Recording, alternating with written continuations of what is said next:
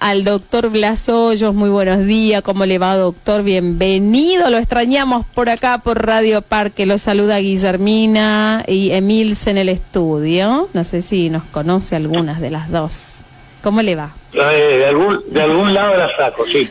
Sí, ¿qué tal? Buen día, ¿cómo están todos? Bien, doctor, estamos saliendo por streaming y tenemos un video primero de la inauguración. Correcto. De este centro provincial de hemoterapia que lo acabó de inaugurar el gobernador de la provincia junto al doctor Víctor Cambra y otros funcionarios. Queremos compartir con usted, con la audiencia, este video y después vamos a charlar un poquito sobre ese tema. ¿Le parece? Pero sí, como no, fantástico. Bueno, vamos entonces. Señor rector organizador de la Universidad Nacional, Universidad Provincial de Laguna Blanca, doctor Enrique Morales. Señor rector de la Universidad Nacional, señor rector de la Universidad Nacional Provincial de Laguna Blanca. Todas estas obras son el fruto de la decisión política de nuestro compañero conductor, gobernador, el doctor Gildo Infran. Pero ¿saben ustedes gracias a qué esto es? A que existe en Formosa un modelo, un proyecto político que se van realizando de a poco. Y vieron ustedes cómo se fue haciendo esto, pero no es por una cuestión casual. Esto se debe a un modelo, que es el proyecto que está encarnado en el modelo formosano. Bueno, el tema en cuestión es si hay que agradecerle al proyecto de modelo, hay que halagarlo al gobernador como lo hizo el doctor Víctor Cambra entre la confusión de la Universidad Nacional y Provincial. ¿A quién hay que agradecerle esta obra, doctor? Sí, no puedo dejar de hacer una mínima mención previa a Guillermina a los bloopers sobre y confusiones sobre la Universidad Nacional Provincial. Sí. No se sabe bien cuál es la categoría. Claro, viste, pero en realidad lo que en el fondo pero es un acto fallido. Claro. Porque la Universidad Provincial es un dibujo en los papeles que no existe, que dice que va a empezar ahora en abril, cuando el resto del sistema universitario argentino, provincial y nacional ya arrancaron las clases hace 30 días. Bueno, y sobre la misma base de las carreras que ya existían. Entonces uno se pregunta, ¿para qué crear una universidad si van a inscribir para las 3 carreras que ya estaban? Claro. También. Bueno, al margen de este confuso blooper, parece orquestado, porque todos te cometían el mismo error, digamos. Sí. Pero bueno, parece que lo extrañan al rector Palmetler, porque los nombran cada rato. Sí. Bueno, pero al margen de esto, vamos a la otra parte de la pregunta, que es interesante el planteo que voy a hacer, porque hay que aclarar, hay que terminar con el relato. Es un relato, es todo mentira, es un montaje infame que lo único que busca es engañar a la gente. El Centro de Hemoterapia Regional, que ellos dicen inaugurar ahora, fue comenzado, desarrollado y terminado íntegramente durante la gestión del gobierno de Macri. Por cierto, que luego, inclusive, a tal punto, respaldo mi afirmación, de que este Centro de Hemoterapia Regional fue oculto, no lo quisieron inaugurar con Macri y lo tenían guardado o escondido cuando esto fue hecho con fondos del Ministerio de Salud de la Nación. Igual que una suerte de depósito de vacunas o de vacunatorio que está casi enfrente, de unos 50 metros más allá por la calle Güemes, pero enfrente estaba en un 50-60% de avance de obra el depósito de vacunas, ¿no es cierto? Que se estaba terminando enfrente casi al Centro de Hemoterapia Regional. Bueno, esto fue oculto, como muchas otras obras que no quisieron inaugurar durante el gobierno de Macri para no tener que agradecer ni referenciar ninguna obra con Macri, porque la idea era que Macri hizo todo en contra de Formosa. Bueno, este Centro de Hemoterapia Regional, a tal punto refuerzo y respaldo mi afirmación, porque apelo nada más que a la memoria colectiva de la gente. Este centro, así como estaba, porque ya estaba terminado, funcionó como centro de contingencia y de referencia en la lucha contra el COVID. Ahí íbamos a hacer, todos los formoseños íbamos a sacar el certificado, como es el tema de la vacuna contra el COVID. Todo el mundo conoce ese lugar que ya estaba terminado hace mucho tiempo y que era originalmente, siempre fue el centro de hemoterapia regional, que ellos lo reconvirtieron durante el periodo de la pandemia en el centro de referencia de COVID en la provincia, y que ahora aparecen no reinaugurándolo, porque en realidad lo mantuvieron oculto, inaugurándolo como una obra propia. En primer lugar, que no es propia porque es del gobierno anterior, no es de este gobierno nacional. Y en segundo término también, está hecha íntegramente con recursos nacionales. La provincia no tiene absolutamente nada que ver, ni siquiera en la planificación, O sea, es colgarse, y lo que yo he llamado, cuando estuve a cargo del Plan Belgrano, es el pirateo de la obra pública nacional. Piratean la obra pública, es como que se apoderan de algo que no les pertenece, y lo hacen aparecer, y el modelo y todo ese tipo de cosas que realmente, ya es una cosa tan remanida que no se puede ni hablar. Pero bueno, esto en realidad es lo que ocurrió. Esa obra, íntegramente, reitero, fue hecha con recursos del gobierno nacional durante el periodo 2015-2019, estaba terminada y nunca fue inaugurada, y siempre fue ocultada por este gobierno, al igual que otras obras. La ruta provincial número 2 nunca se inauguró, se empezó a usar, ¿por qué? Porque no querían darle rédito al gobierno de Macri de haberla pavimentado íntegramente en sus 110 kilómetros. La obra de agua potable, cloacas y red cloacal en barrio Nancom, la planta tampoco nunca fue inaugurada, siempre fue habilitada sin inauguración. Preferían no inaugurar, no hacer ceremonias de inauguración, con tal de mantener el discurso de que el gobierno anterior no construyó nada en Formosa. Y yo te puedo afirmar, Guillermina, Emilce, de que este es el peor periodo del gobierno nacional en cuanto a inversión de obra pública nacional. No estamos ni siquiera en el 50% de la inversión que se hiciera durante el periodo 2015-2019. O si no, yo pregunto, ¿por qué no terminan y no inauguran de una buena vez y por todas la planta de agua potable para 50.000 habitantes que se inició durante el gobierno de Macri en Clorinda? 3 años y medio y no pueden terminar el 15% de la obra faltante, porque faltaba un 15%.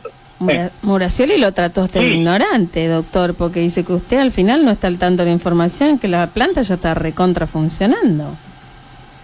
Sí, bueno, Muracioli parece un alienígena que baja cada tanto y y comenta cosas que ocurren tal vez en otra galaxia. La obra de Clorinda, tal vez Muracioli no lee bien. El acueducto, lo que fue habilitado temporalmente fue el acueducto de 11 kilómetros que une Puerto Pilcomayo con la planta de Clorinda, que está sobre la ruta 11.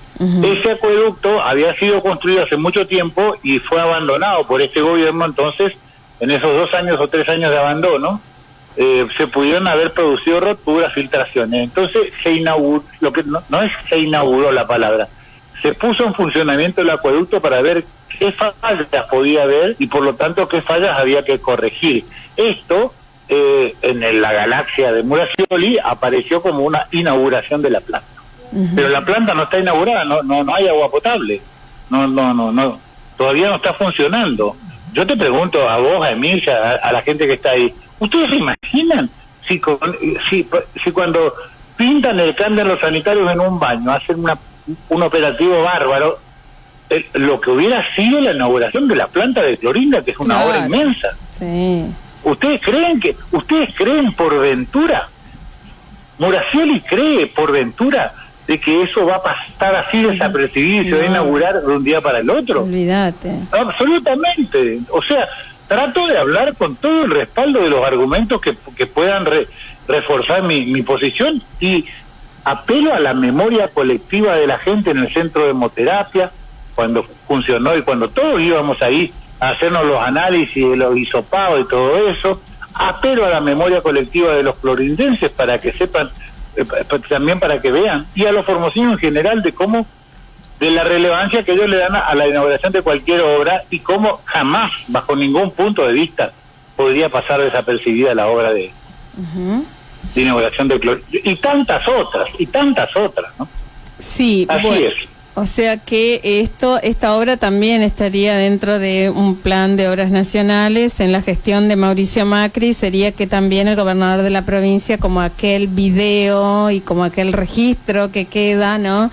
Tendría que terminar diciendo gracias Mauricio Macri por esta obra también, ¿no? Como claro, fíjense que ese es la verdad de la historia. Si uno quiere ver en realidad cuál fue el plan de obras e inversiones que tuvo en el periodo 2015-2019, uno tiene que remitirse a las palabras del señor gobernador de la provincia con motivo de la inauguración de la planta de tratamiento de residuos locales en Laguna Oca, una obra enorme que también ha sido ninguneada, porque es para más de 300.000 habitantes el tratamiento de residuos locales, y somos la única ciudad de toda la cuenca del río Paraguay que tiene tratamiento de residuos locales.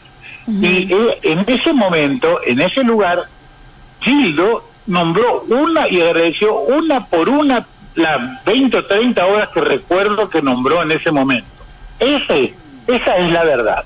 Esto que escuchamos ayer, anteayer, lo que escuchamos de Muracioli, eso es todo parte del relato, que es un cotillón armado que dura lo que dura un cotillón. Los papeles se destiñen, se caen, se sacan y se tiran al tacho y vuelve la casa a quedar como era antes, ¿no?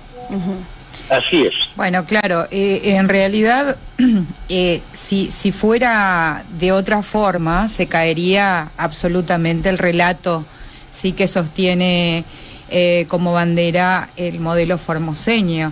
Está claro que yo, leyendo lo poco que leí en relación a los funcionarios que están más inmiscuidos en el tema, la Universidad de Laguna, la Universidad Nacional o Provincial de Laguna Blanca, que no viene a ser más que un instituto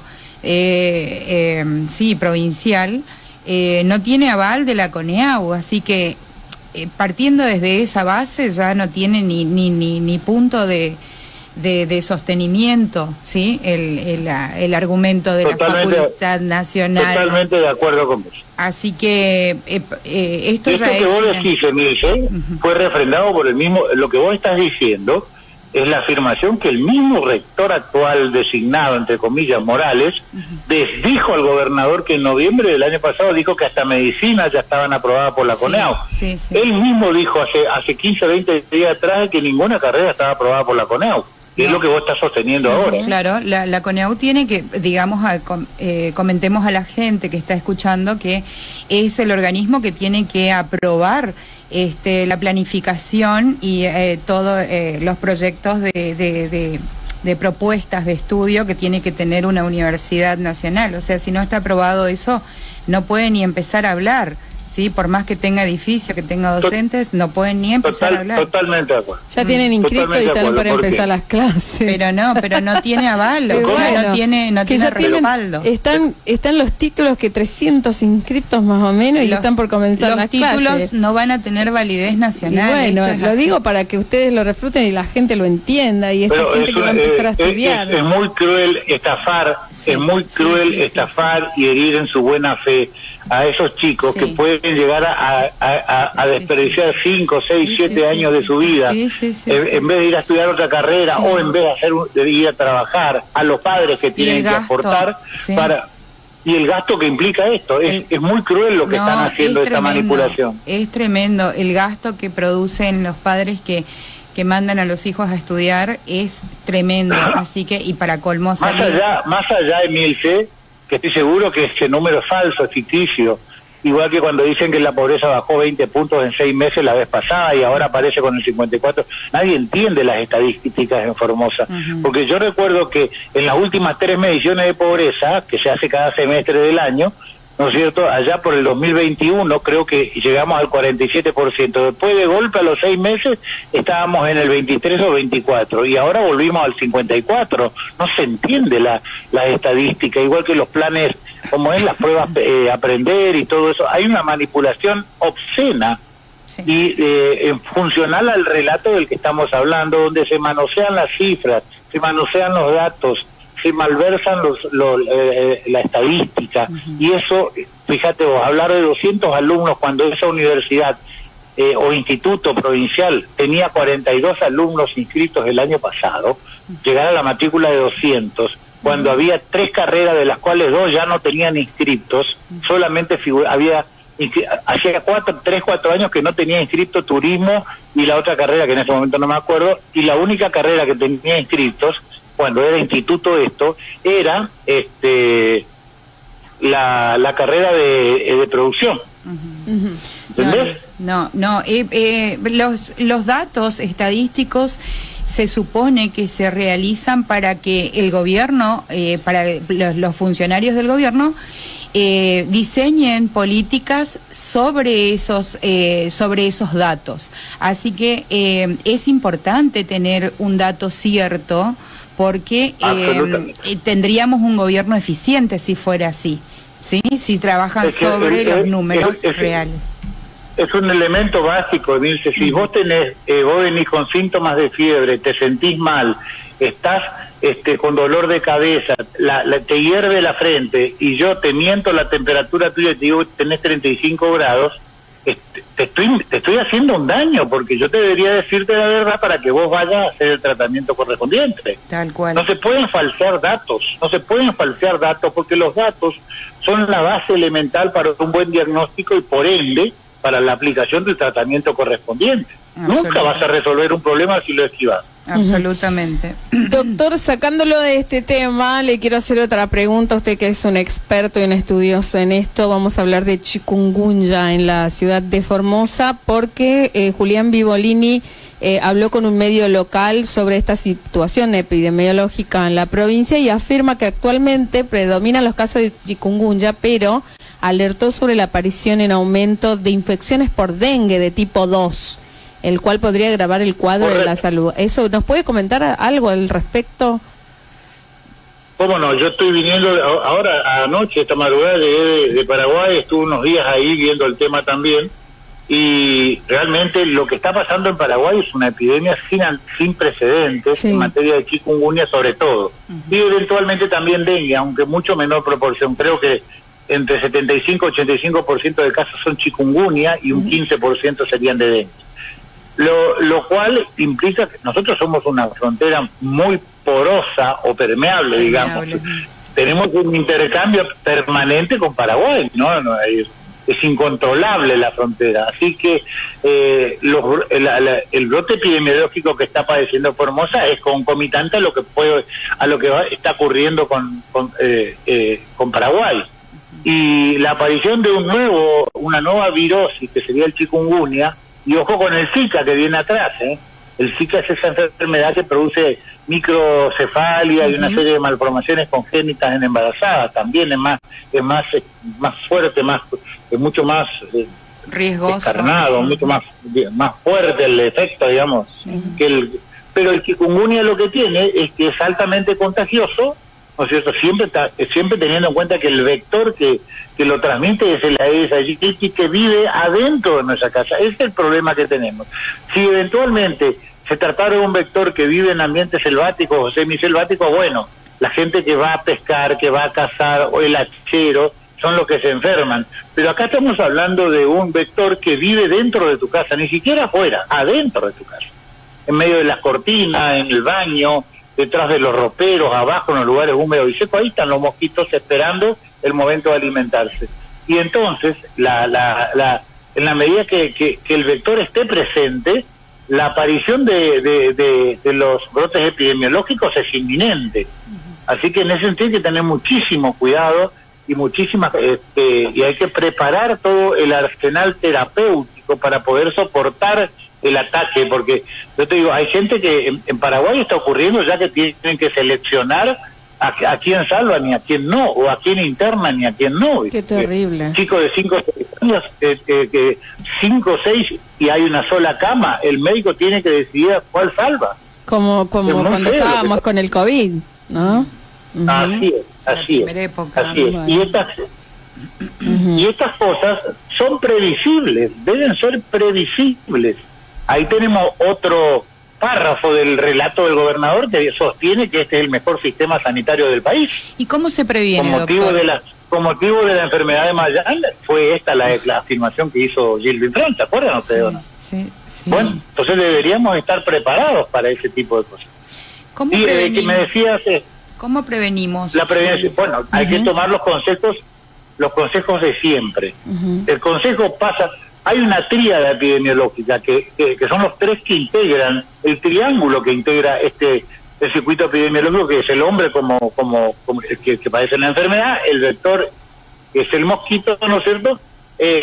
Y su mecanismo de transmisión, que es y el virus que produce la enfermedad, ¿no es cierto? Donde hay que cortar el circuito es en el vector. Es decir, con el virus es difícil porque no hay vacunas. Se trata de un virus tetra que tiene 4 serotipos diferentes, por eso es difícil conseguir una vacuna polivalente. En el hombre únicamente podés tratar los síntomas. Donde tenés que hacer especial hincapié es en el vector. Y el vector es control y educación, no hay otra cosa, control de los recipientes de agua, control, sobre todo ahora que viene la temporada de lluvias, donde aumentan. Las temporadas de lluvia están directamente relacionadas al aumento de la población del mosquito. No tanto en la temperatura, la humedad, son las lluvias. ¿Por qué? Porque las lluvias potencian la formación de criaderos artificiales para el mosquito, que son lo que la gente conoce, bebederos de animales, huecos, cacharros. La chatarra es muy favorable a esto. Y tener en cuenta siempre que el mosquito vive adentro de nuestra casa, no vive lejos. Vos te alejás más de 4 o 5 metros en la periferia y ya los mosquitos, hay muchos otros mosquitos del género Culex, de los Clerotatus y de otras variedades que están en los charcos y en los baldíos, pero o en las zanjas, pero no son transmisores de dengue. Transmiten otras enfermedades o ninguna, pero son otras. El Aedes está en tu casa. Y cuando llueve se potencia la formación de criaderos, pero que desde las canaletas hasta la gente que tiene casa hecha con ladrillo hueco. Viste que entra el agua y por ahí hay un pedazo, un hueco en una filtración y vos no sabés que estás teniendo criaderos dentro de la cerámica de ladrillo que es la mampostería de tu casa. Y hay un montón de esas cosas que deben tenerse en cuenta. Y bueno, y después obviamente el uso de ropa clara, aireación y ventilación permanente de las casas, los ambientes húmedos, oscuros y reducidos, favorecen la cría del mosquito. En los lugares aireados, claros, ventilados, evitan esto, ¿no es cierto? Repelente, ropa clara, mosquitero, de hule, todo esto. Bueno, hay que volver al mosquitero de la época de nuestros abuelos. Sí. Bueno, tenemos un audio para compartir con usted, la audiencia. Lo invitamos a escucharlo un ratito. Dale. Absolutamente. Hola, buen día, radio. Igualmente le escucho en su radio, siempre le escucho a la radio. Y hágale acordar al doctor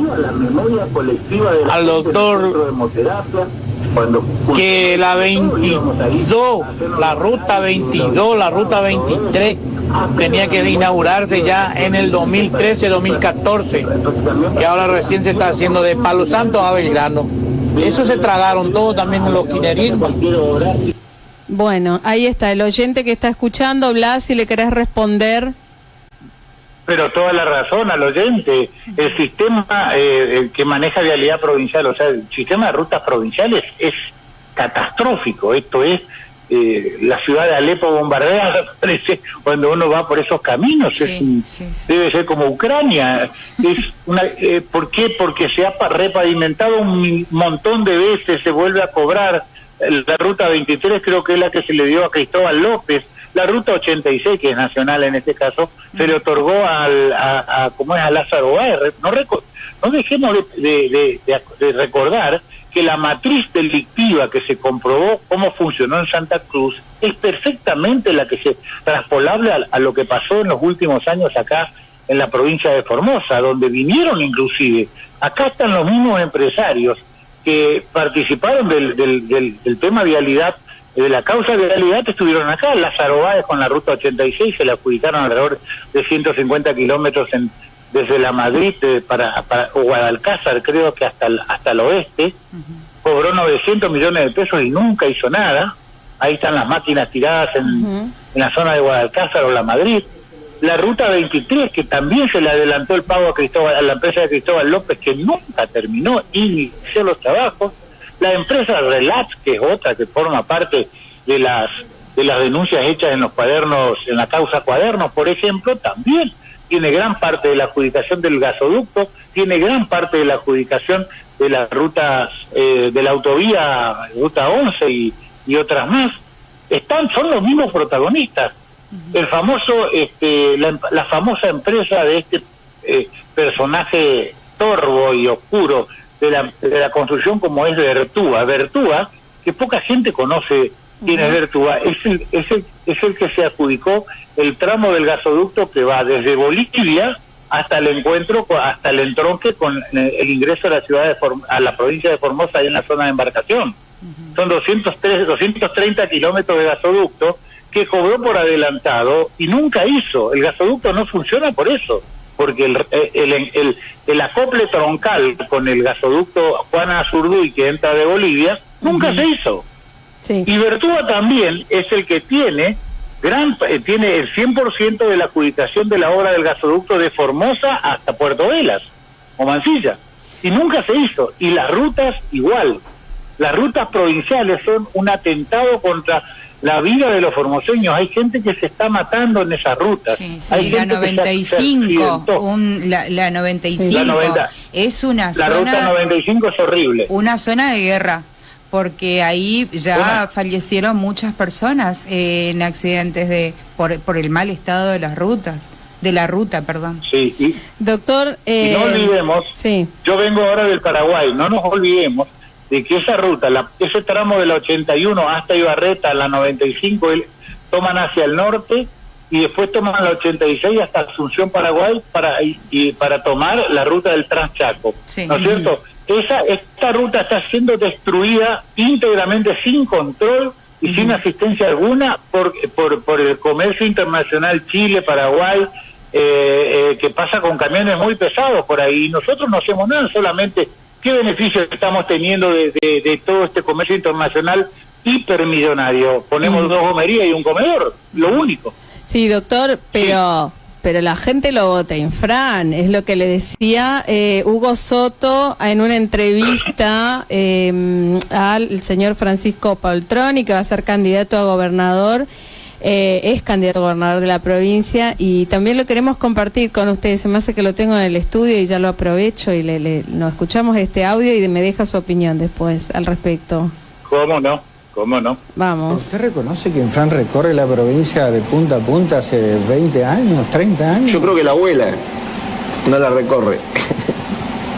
¿Cómo la abuela no la recorre? Y creo que va por los aires, no va por las rutas porque están destruidas.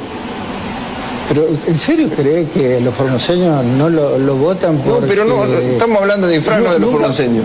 Y sí, los formoseños lo votan Infran, ¿qué quiere que haga? Vamos a ver, Hugo, falta para las elecciones. No, yo no lo dirá el tiempo. Yo no hablo de lo que va a pasar en Italia, hablo de lo que pasó antes. Pero no hay duda que es parte del pasado. ¿Escuchaste, Blas, no? Absolutamente de acuerdo con Poltroni, absolutamente. Y después, yo también planteo la duda, ¿viste? Bueno, porque los sistemas feudales lo que hacen, esto pasó mucho tiempo con Stone en el Paraguay. Sí. Stone ganaba con el 65, el 70% de los votos, obviamente. Hubo otros regímenes autoritarios a lo largo de la historia que llegaban a tener 75, 80% de los votos. O sea, agotar el funcionamiento de una república, de un sistema político, económico y social a una elección eventual cada 2 años es mirar por la mirilla del cerrojo de una puerta el mundo, no podés hacer. Y la segunda pregunta es, si yo tengo 2/3 propios en la legislatura para cambiar los regímenes electorales a mi gusto y antojo, si tengo todo el manejo de la justicia para poder usar los jueces a mi gusto y antojo, no nos olvidemos, por ejemplo, en el 2011, 15 días antes de las elecciones, cuando Gildo Infran vio que eventualmente podían presentarse 3 candidatos diferentes como Burjay, Lejoga y el padre Nazar, cambió la ley electoral 15 días antes. Si yo tengo 40.000 paraguayos pensionados que vienen a votarme y los manipulo desde el ANSES y de todos lados, si yo tengo cooptados a una población de originarios y gente cada vez más humilde y más sometida también, es muy fácil ganar elecciones. Lo importante es gobernar bien. Entonces yo no sé cuál es la legitimidad de origen real que tiene estos gobiernos y estos actos formales de elección, porque son formalidades que se cumplen. Sí, justamente, pero la realidad no está legitimado por la gente. Justamente eso le iba a decir, que es un gobierno que carece de legitimidad, sí, porque manejar todo el aparato político, esto de que usted decía ciertamente, de manejarse, de asegurar que la gente siga pobre para después manipularlos con una bolsita de mercadería que avergüenza hasta el más corrupto, traerlos, acarrearlos y traerlos a los centros de votación, quitarles el documento, porque esto sigue pasando todavía. Esto no, sí, no sé cuál es el fundamento, digo, carece absolutamente de legitimidad y esto lo sabemos casi todos, así que comparto totalmente lo que usted está diciendo. Doctor, tenemos un mensaje. Y por eso no es un argumento, para mí ha dejado de ser ya un argumento, como el que plantea Soto, del mero resultado matemático y electoral, porque hay que ver en qué se fundamenta y en qué se origina ese resultado electoral, como vos bien decías. Claro. ¿No es cierto? Sí. Viene de la corrupción, viene de la cooptación, viene de la manipulación, de la dominación y del clientelismo político, entonces no tiene legitimidad. Total. Bien, hay un mensaje. Buen día, Radio. En la capital, los votantes de Gildo son los paraguayos. Y acá para ustedes también es este mensaje. Dígale al doctor qué pasó con el peaje y la balanza de Cañada 12 y de Fontana, ¿puede ser? Sí, no tengo precisiones. La balanza de Fontana no funciona. Pero no funciona. Debe ser que no funcionan, lo cual es una mala noticia porque es un sistema de control para que, inclusive estaba hablando de lo que estaba hablando, camiones extranjeros que con exceso de carga pasan por acá y rompen nuestra ruta. Todo, sí, tal Así cual. que es muy atinado la observación y lo que pone en visibilidad este oyente que nos avisa. Y es un buen tema para averiguarlo, ¿no? Vialidad Nacional es responsable, ¿no? Sí. Vialidad Nacional es responsable, sí, cómo no. Lo vamos a averiguar entonces, gracias al oyente. Bueno, doctor, es un placer tenerlo esta mañana con nosotros acá, con Emil, en esta charla. Al contrario, el placer fue mío y un saludo para ustedes y felices Semanas Santas. Bien, igualmente, doctor, muchas gracias. Hasta la próxima. Al contrario. Buen día. A ustedes. Chao. Charlábamos con el doctor Blas Hoyos aquí en Una Buena Dosis.